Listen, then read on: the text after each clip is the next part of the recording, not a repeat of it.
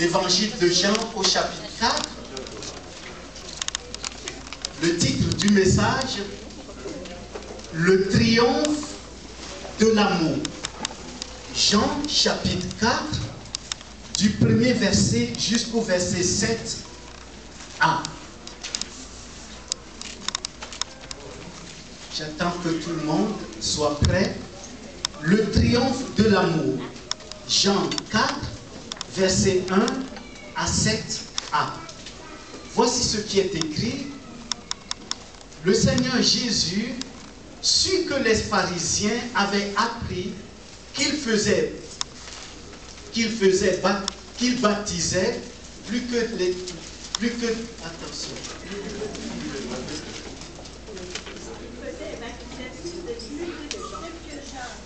Ok. Est-ce que c'est... Je vais vérifier dans ma vie.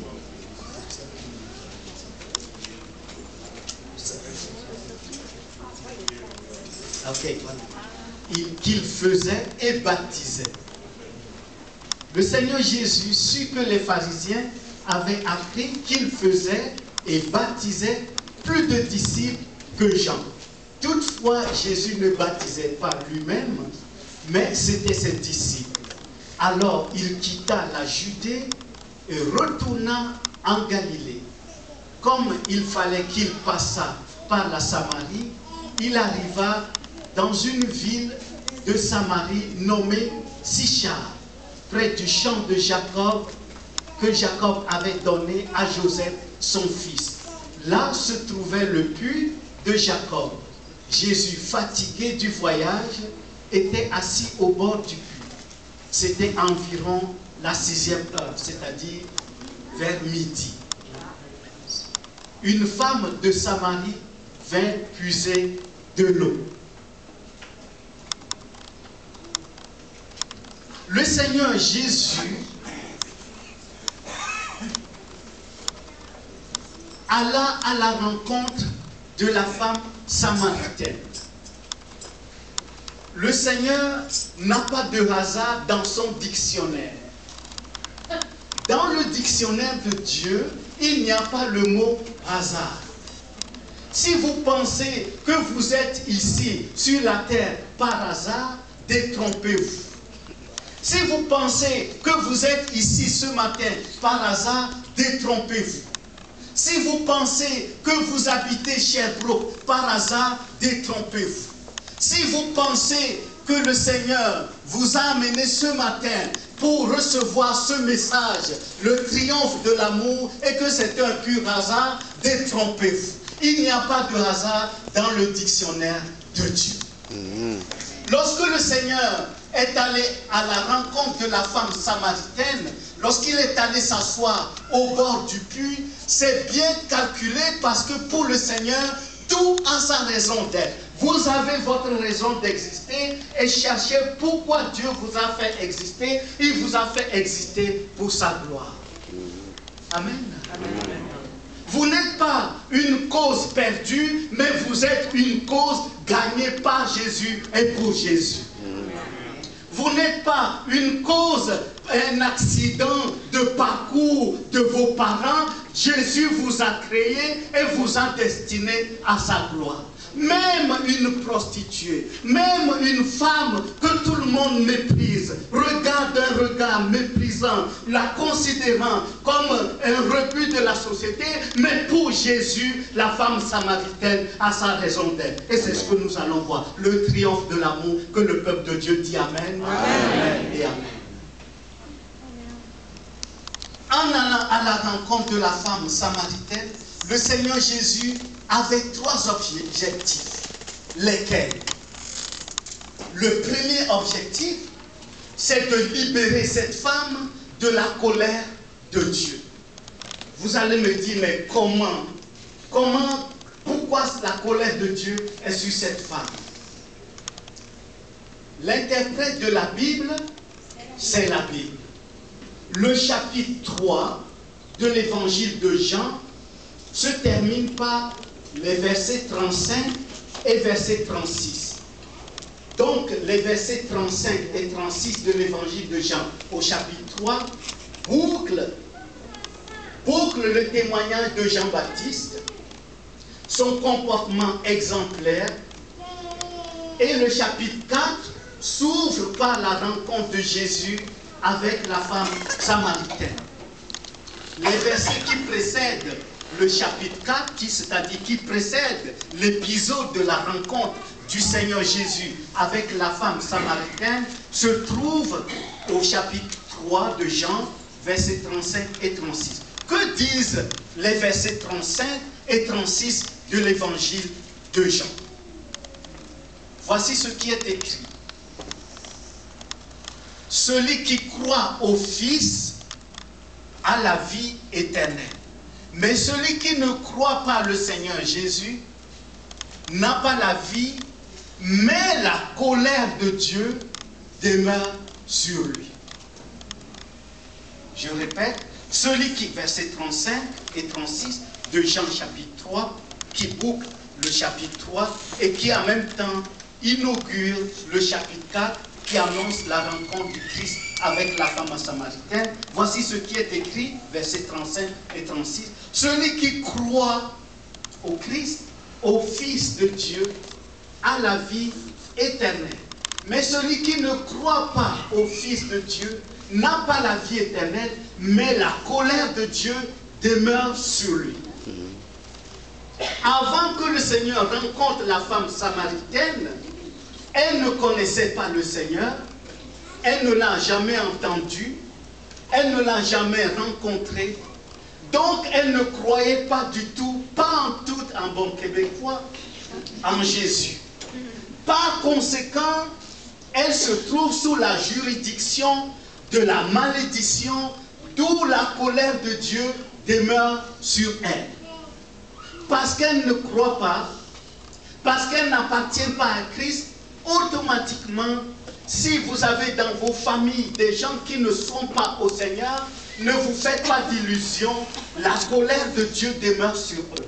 Raison pour laquelle nous devons avoir de l'empressement, comme le Seigneur a eu de l'empressement d'aller s'asseoir au puits de Jacob, à Sichar. Nous allons voir la signification plus loin.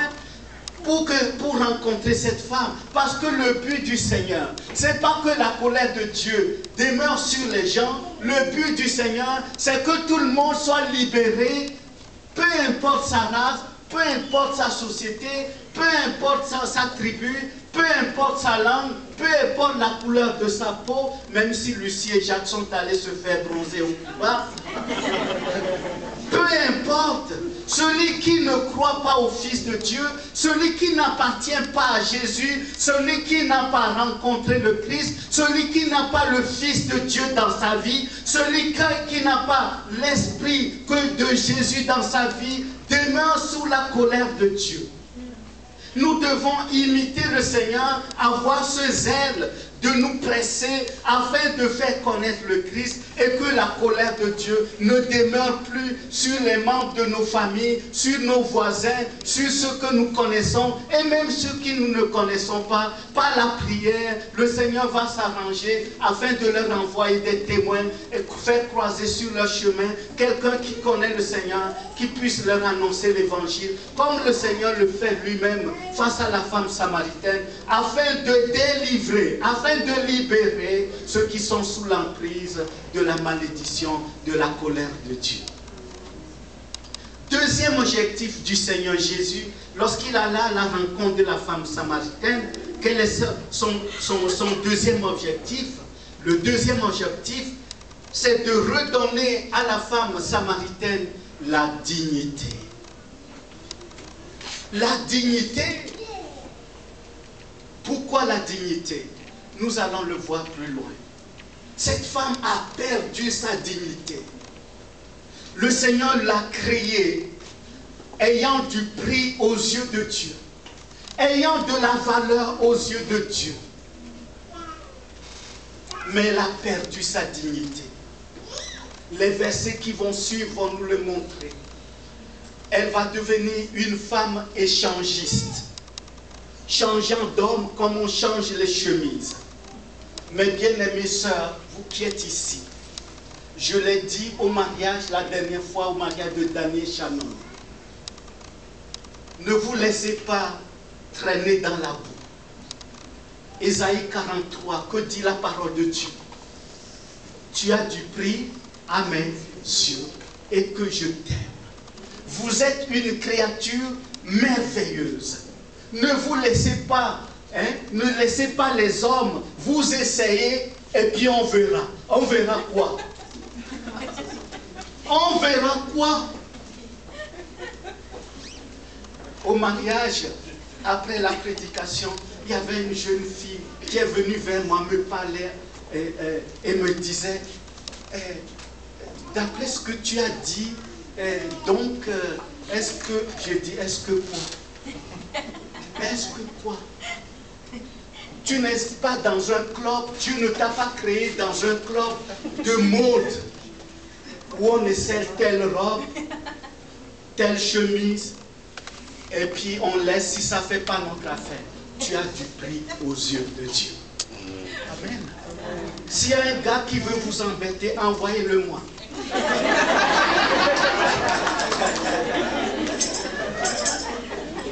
Je fais du jogging. J'ai du muscle.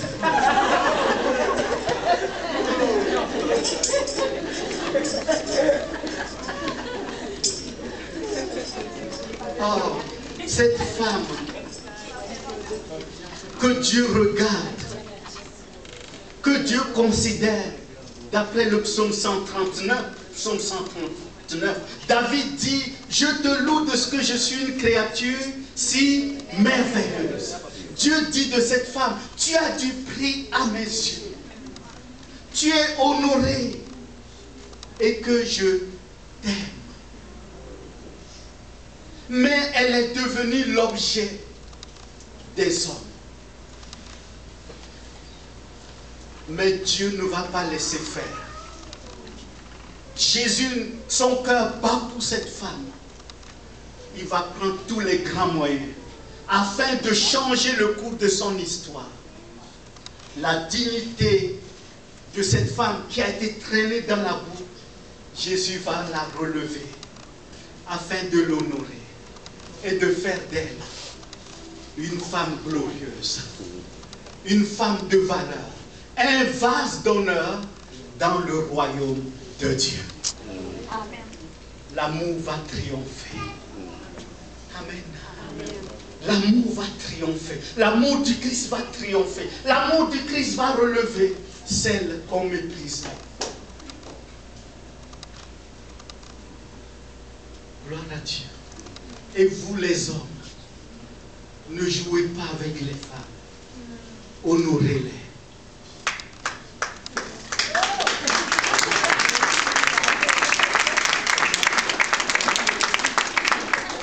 Honorez-les.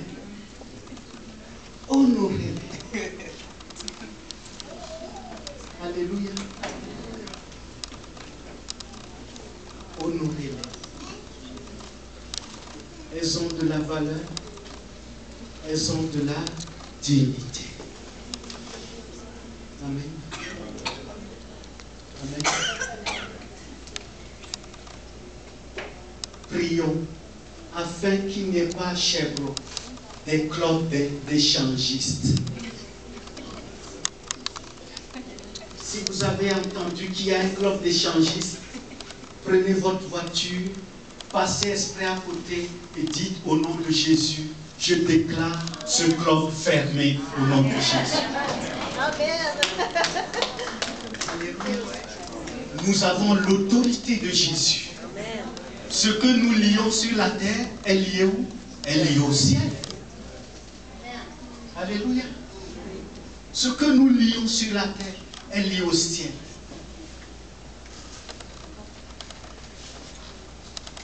Une fois, je ne vais pas vous dire où et quand, je passais devant un bloc appartement, je savais qu'il y avait quelque chose qui dégage pas bon. Alors, j'ai passé, j'ai tendu tout simplement ma main et j'ai dit, au nom de Jésus. Ça n'a pas pris le temps. En tout cas, ça a déménagé. Ça a déménagé. Est-ce que vous savez que vous êtes dangereux? En Christ, nous sommes dangereux. C'est-à-dire que nous sommes des dangers publics pour le royaume des ténèbres. Ah oui. Ah oui. Lisez 1 Jean chapitre 4, verset 4. 1 Jean 4, 4. Le ton est très affectueux et puis en même temps très élogieux. Vous, petits enfants, vous les avez vaincus, car celui qui est en vous est plus grand que celui qui est dans le monde. Celui qui est dans le monde, c'est le prince de ce monde que Jésus a vaincu à la croix. Nous ne marchons pas dans la défaite, mais nous marchons dans la victoire de Jésus. Notre héritage s'appelle la victoire de Jésus. Amen. Amen. Relève la tête. Princesse du Seigneur, relève la tête. Tu as de la dignité. Ne te laisse pas faire. Dieu est avec toi. Dieu est en toi. Amen. Tu as du prix aux yeux du Seigneur. Encore une fois, les dames, si vous êtes embêtées, faites-moi signe et on va régler ça. Que le nom du Seigneur soit béni. Troisième objectif, ce n'est pas tout. Le troisième objectif, du Seigneur, en allant à la rencontre de la femme samaritaine, le Seigneur avait un troisième objectif. Quel est ce troisième objectif? Faire d'elle un canal d'amour, une source de grande bénédiction pour son peuple. Mais pour que le Seigneur puisse atteindre ces trois objectifs, il y avait 5 grands murs érigés de toutes pièces par l'ennemi dans la vie de cette femme. Quels sont ces 5 murs? Et c'est ce que nous allons voir la prochaine fois. 5 murs dans la vie de la femme samaritaine. Remarquons que là où le Seigneur va rencontrer la femme samaritaine, comme je vous le dis, il n'y a pas de hasard pour le Seigneur. Le Seigneur va rencontrer la femme samaritaine au puits de Jacob. Et ce puits est situé dans une ville. Cette ville s'appelle Sichar. Jean 4, verset 5. Sichar, c'est la ville qu'on appelait anciennement Sichem. Et Sichem, dans Genèse 12, verset 6 à 7, c'est Naplouse actuelle, la ville de Naplouse actuelle en Israël. Mais anciennement, dans Genèse 12, Sichem, c'est la ville ou bien le lieu de la promesse. Sichem, c'est le lieu de la promesse. En vertu de quoi? Lorsque Dieu a appelé Abraham, Genèse chapitre 12, en lui disant: va-t'en de ton pays, je ferai de toi une grande nation, je te bénirai. Au travers de toi, toutes les familles de la terre seront bénies. Dieu va appeler Abraham, Abraham va obéir. Mais lorsqu'Abraham s'est rendu dans la terre promise, c'est-à-dire Canaan, lieu d'abondants fruits, c'est ce que ça signifie, tout d'un coup, Dieu va rencontrer Abraham dans la terre promise. Dieu va se révéler à Abraham à Sichem. Et Dieu va lui faire une belle promesse. Dieu va dire à Abraham: voici le pays où coule le lait et le miel, c'est-à-dire Canaan, lieu d'abondants fruits. Ce pays, je le donnerai à ta postérité, à ta descendance. Je donnerai ce pays à ta descendance. C'est Israël actuel. Donc, Sichem, où Jésus, ou bien qu'on appelait dans le Nouveau Testament Sichar, c'est là où Jésus va rencontrer la femme samaritaine, appelée anciennement Sichem. C'est le lieu de la promesse. Sichem, c'est aussi le lieu de décision. Lorsque Jacob, le patriarche, a fui son frère Ésaü,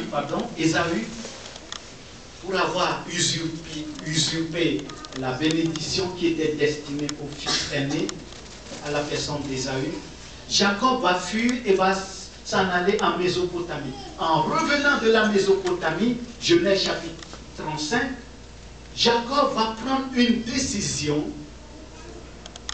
Il va prendre une décision en demandant à tout son cortège, à toute sa famille et ses serviteurs de se débarrasser de tous les faux dieux qu'ils ont emportés de la Mésopotamie.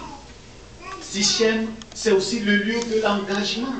Parce que c'est là où Josué va convoquer tout le peuple d'Israël au soir de sa vie. Dans Josué chapitre 24, Josué va convoquer tout le peuple d'Israël et va dresser ce qu'on appelle le panorama de l'histoire du peuple d'Israël, en dressant le bilan de toutes les bénédictions et toutes les bontés que Dieu a démontrées à son peuple.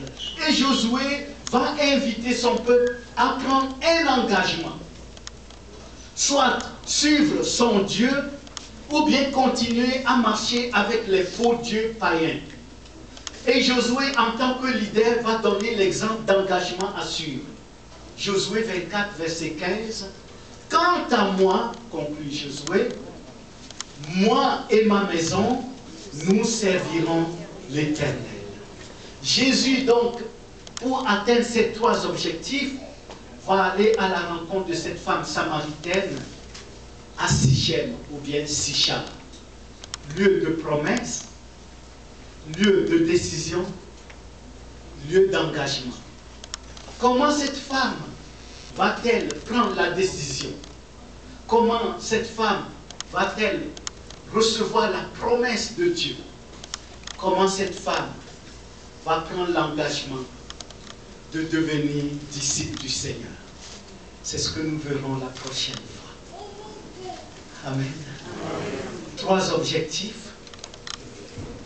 Nous revoyons les trois objectifs, s'il vous plaît. Trois objectifs du Seigneur.